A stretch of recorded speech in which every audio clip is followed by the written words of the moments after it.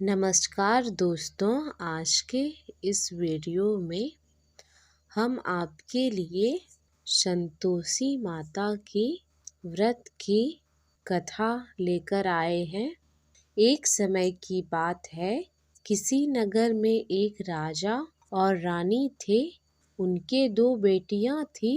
राजा ने अपने दोनों बेटियों को तैराकी, तीरंदाजी, घुड़सवारी और आदि सभी प्रकार की शिक्षा दी थी। साथ ही रानी ने बेटियों को घर की जिम्मेदारी अच्छे से सिखाई थी। बड़ी बेटी चंपा और छोटी बेटी रूपमती थी। चंपा थोड़ी सावली थी, जबकि रूपमती नाम के समान रूपवान थी। रानी माँ हर शुक्रवार को पूरी विधि विधान से व्रत करती थी। उनकी महल में एक दाई माँ रहती थी, जो अपनी भतीजी से राजा की शादी करवाना चाहती थी, लेकिन राजा ने अपनी पसंद की राजकुमारी शादी करी थी। इसलिए वह रानी माँ से चिढ़ती थी और हर समय सबको रानी माँ के खिलाफ कान भरती रहती थी। चंपा कभी किसी की बातों में नहीं आती थी, लेकिन रूपमती कई बार दाई माँ की बातों पर में आकर अपनी माँ से लड़ने लगती थी। एक बार एक राजकुमार का रिश्ता चंपा के लिए आया। राजा ने धूमधाम से चंपा की शादी कर दी और उस राजकुमार को घर जमाई बनाकर रख लिया। शादी के बाद रानी माँ ने चंपा को भी शुक्रवार को संतोषी माता का व्रत करवा दिया। अब हर शुक्रवार दोनों माँ बेटी व्रत करने लगी। संतोषी माता की कृपा से चंपा गर्भवती हो गई।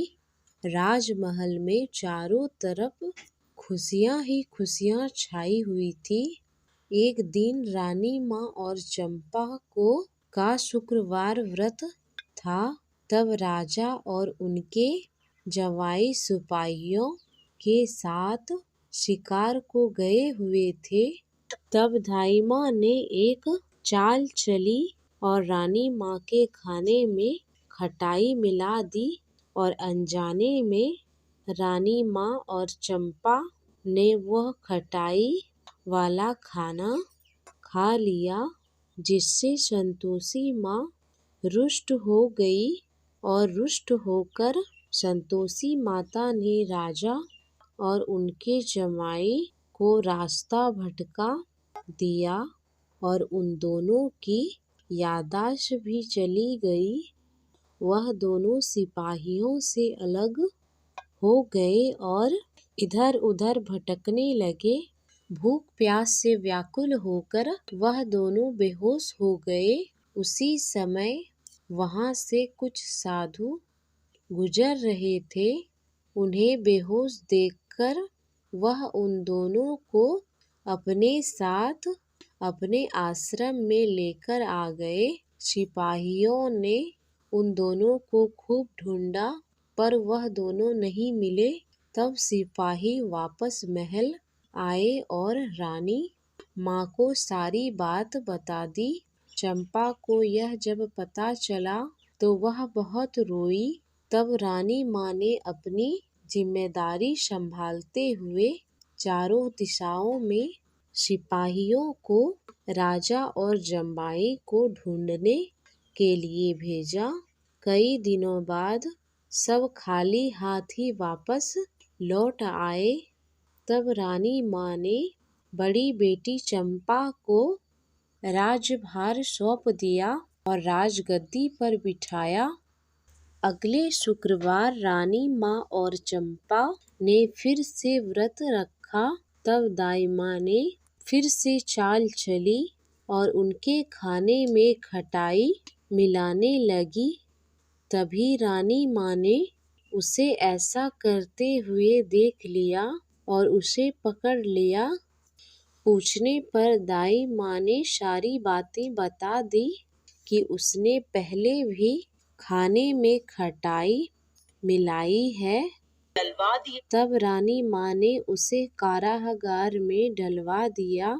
अब रानी माँ और चंपा ने संतोषी माता से प्रार्थना करी, हे माँ संतोषी, आप हम सबकी माता हैं और हम आपकी बच्चे हैं।